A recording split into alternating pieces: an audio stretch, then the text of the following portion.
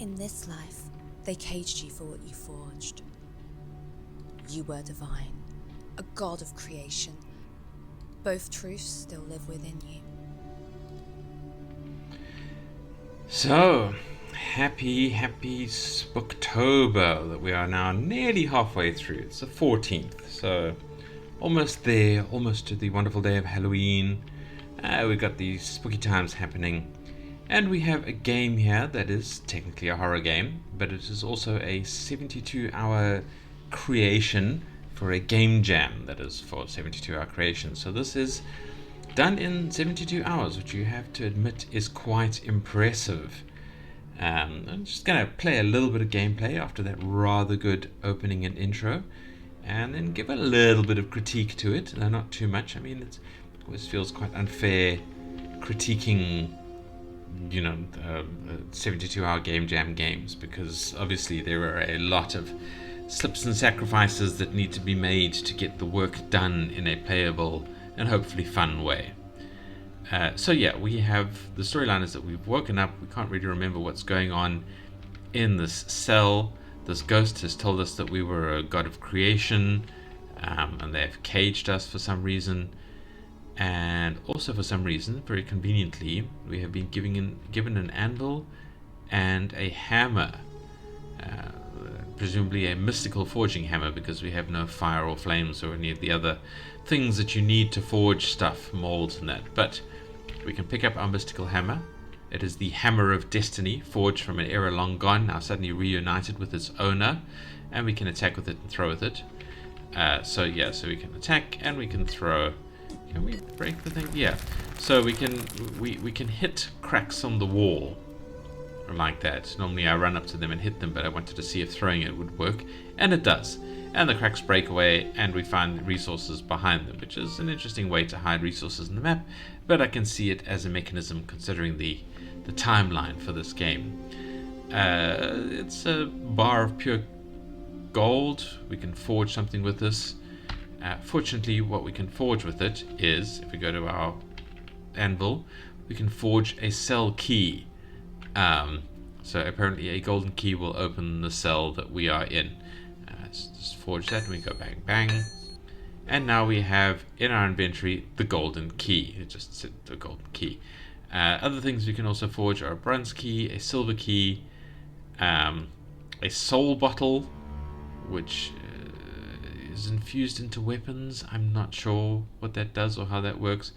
And a wood bat, which I don't think we can actually make in this game at the moment. I think it was an addition that isn't implemented. At least I didn't find a piece of wood when I did the playthrough. But we're not going to play that far into it. We are going to open the door here. The helpful ghostly girl disappears.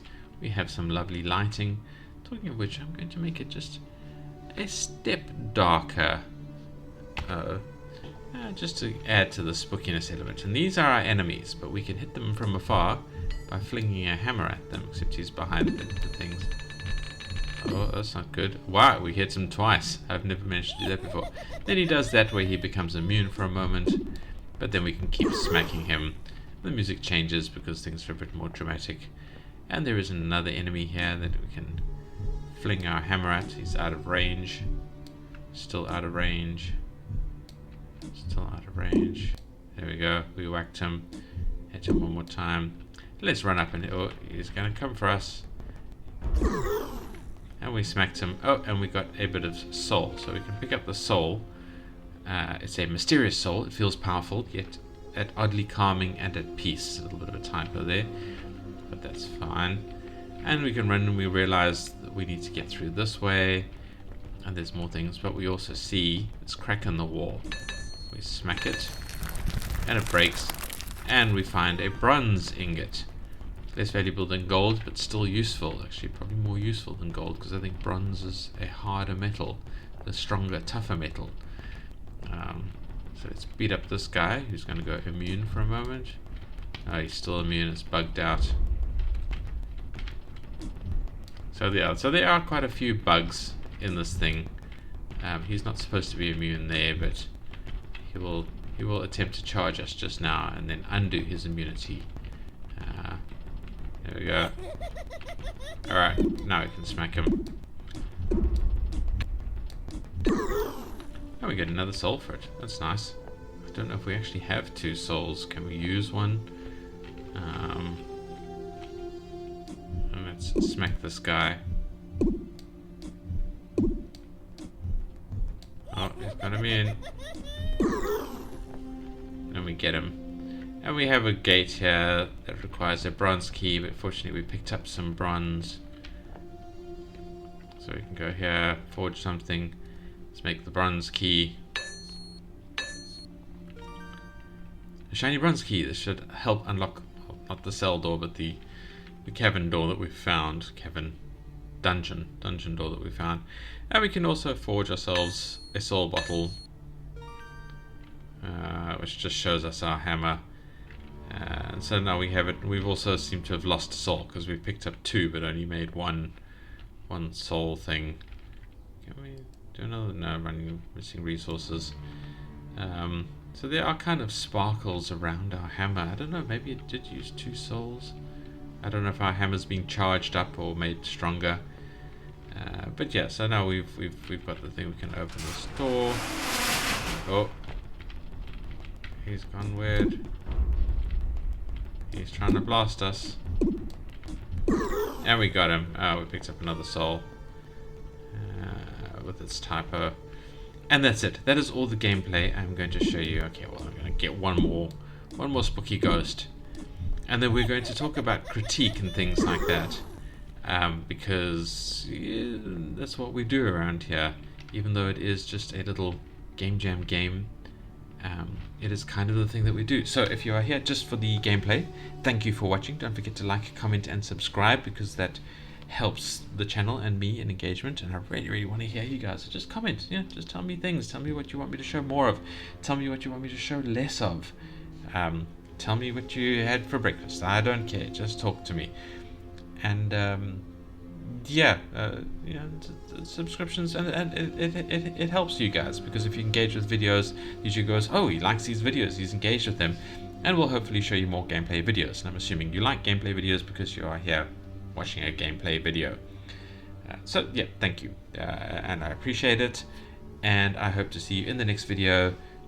Goodbye to you. If you are here for the critiques, however, well, there's quite a lot to talk about, but I feel it's not exactly fair because, as I've said a couple of times, this is a 72-hour creation for a game jam for 72-hour creations, and it's a first-person game, which is not easy to do. So to get all of this right in 72 hours is pretty good going. There's a lot of work has been done here, a lot of things that have been implemented.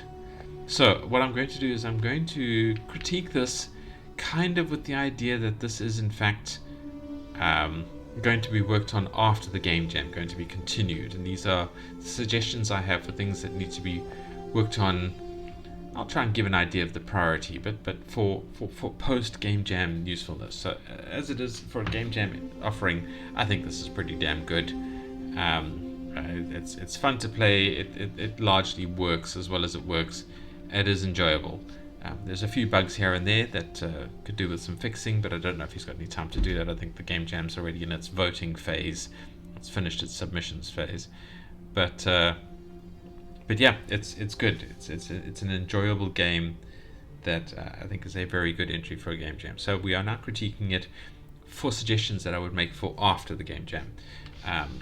First of all, we've got all the keys and the controls on the page. I don't think they should be there.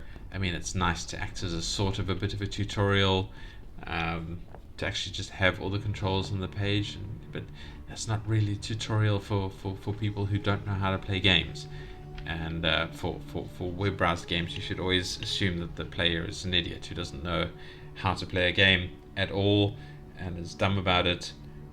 They're not really idiots, but I mean, assume that your player doesn't know anything, because there might be someone who hasn't played many or even any games before, and a friend has said, oh, you're interested in games, come and play this game, and give them a link. So you need to make the starting assumption that they are that level of cluelessness that they don't even know how to look with the mouse and how to move with keys. That is the kind of lack of knowledge that non-gamers have when they first face a game, especially a first-person shooter game. So you really want to tutorialize them from the very, very beginning. Look around with the mouse, move with the arrow keys, press E to use the thing, press space to jump, hold down shift to sprint. You need to tell them these things. You need to teach them these things as the first couple of steps in the game. But you need to do it quite quickly, because you might have other people who do know how to play games and want to skip past all of that. So a way to skip it is quite nice.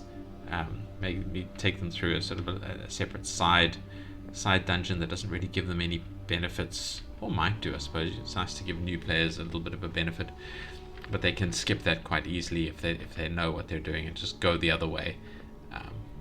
That kind of thing needs to be done to build into these games, and I think it's very important, because we do want more people coming in, having a good time the first time they try a game out, so that they become gamers, and then we have more gamers, and I think the world is a better place with more gamers. And then on top of that, the quality of life controls. There's no sort of sound controls or anything like that. Pressing escape just doesn't do anything. Tab doesn't do anything. There's none of the buttons anywhere. Talk about that. Can we? Yeah, there's no extra buttons referenced in the chatter. So yeah, quality of life controls, sound controls, I think are an important addition, because you want to be able to take the music away for people who don't like the music and stuff like that. Talking of the sounds are good. I like the clank of the hammer when you hit the wall. That one gets a bit cut off if it's too close, but far away there. I don't like the sound when you hit the ghosts, and I think the ghosts are a bit too quiet as well. Probably didn't have time to do extra sounds for those, but I like the boom boom boom of the hammer spinning. I think that's good. So the sounds, the music is fantastic. So the sounds are great, the music's great. There is a lot more that can be done to improve them.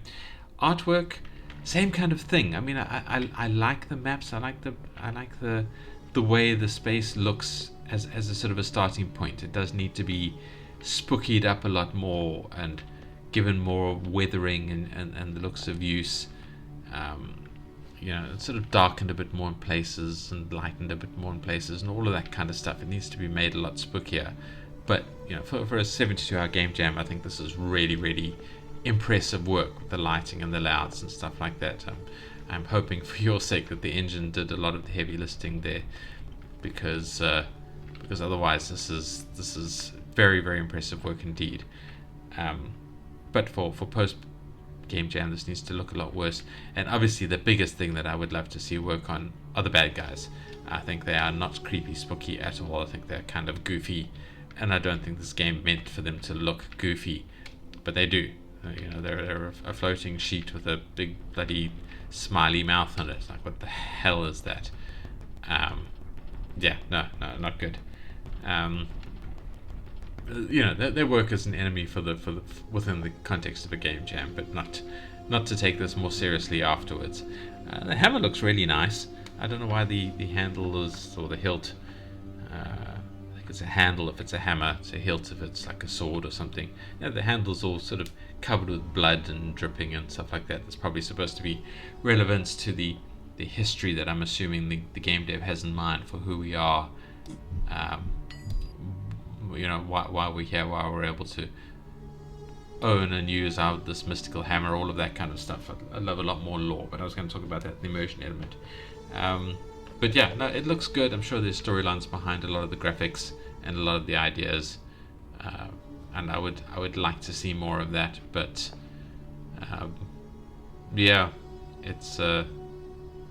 it's interesting. It's an interesting idea, but I think the art is good. The gameplay is generally fine. I like the idea of you got to smash holes in the wall to get to get materials to make your bits to escape. Again, it's a little bit simplistic at the moment. It's very, very game jammy. I think that's fine. Let's smack this guy. Oh, got him in two. It does hook a little bit if you run up to an edge. So if I'm running up to the edge and I try and jump, I can't jump. So this is because I'm pushing forward. If I stop pushing forward and I relax back a bit, then I can jump. That is uncomfortable. I already like that a lot less than I thought. Something like that, I really didn't think something like that would bother me, but it does. It makes me feel hooked and constrained. So it's a bit of a bug that ruins the gameplay a little bit, but it's not too serious. Similar bugs are that the bad guys can get stuck on that immune state. If they get hooked behind something, sometimes they get stuck, and even though they don't look immune, they are still immune, and you have to kind of run away from them until they go through the immune sequence again. And then it successfully unimmunes them when they get there. So that's a bug that needs to be dealt with. Other than that, yeah, the gameplay is fine.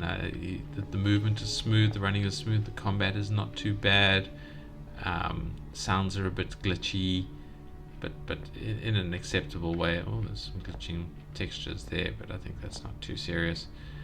The lighting is lovely. Sort of graphically and things like that, it all works. Let me smack this guy. Oh.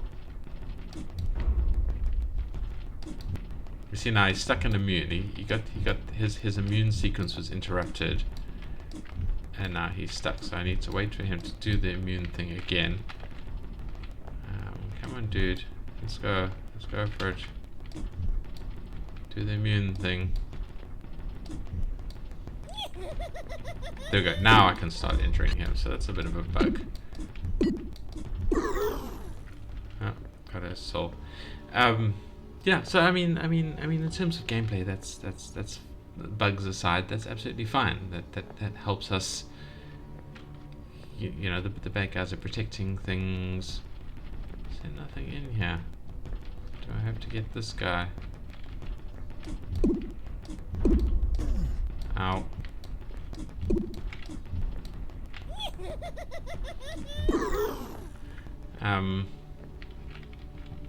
Yeah, I'm still trying to talk about gameplay. It's fine. The gameplay works nicely. I like this picking up items to then forge into something. It could be fleshed out a lot more. I mean, how do we know how to make the key for there? We should be finding sort of key patterns and things like that before we're able to make the key. And obviously this is not how you forge. It needs to be fire and you need to make things hot enough for the metal to melt, and then a mold that you can melt the metal into. All of that kind of stuff. I mean, I suppose we have a mystical hammer that might allow for a lot of that to not be the case. But yeah, I really like the idea. I like the idea of this hammer thing and the forging mechanic, and I think it really needs to be fleshed out a lot more. So the gameplay is absolutely fine. Which I suppose takes us to our final critique, which is just the immersion elements. The game started with us not knowing who we are, lying on the floor while a ghost girl talks to us. But obviously that's fine for a game jam. But if we're going to flesh this game out, we need a lot more lore for the player to align themselves with. A flag to march behind is what I like to say. We need to know why we care about Hammer Boy here, and who he is and what he is and why he's been caged and what the nature of this world is, and all of that kind of good, tasty lore stuff that teaches us something that we can then feel satisfied when we achieve victory or feel compelled to achieve victory. Because at the moment all I know is that there's weird ghost cosplayers that I'm hitting with a big hammer because I've been locked in a very strangely shaped prison. This map design is weird. So yeah, I mean, what's up with that? Maybe I am supposed to be in prison. Maybe I'm a bad guy. Maybe I hate the fact that I am successfully escaping. Am I a hero? Am I an anti-hero? All those kinds of things. I don't know, and that makes me not really want to play because I don't know if I care. And there's other games where I do know that I care, and I can go and play those. So yeah, so post game jam, I think really fleshing out the lore in this and using it to shape the future designs of the game are, I think, a really good idea, and I would love to see more of that. and I will be keeping an eye on this game to see where it goes, because I think it's an interesting and fun game. Yeah, I think that's requires silver, so I need to use the bronze to unlock the gates to get the silver. But I'm not going to do that. I'm going to say thank you very much for watching. I hope the gameplay and the critique was interesting. Link will be in the description. Come and play it. Come and give the devs some love. Come and check out the game jam as well, because those are always interesting. And thank you for watching, and I hope to see you in the next video. Goodbye.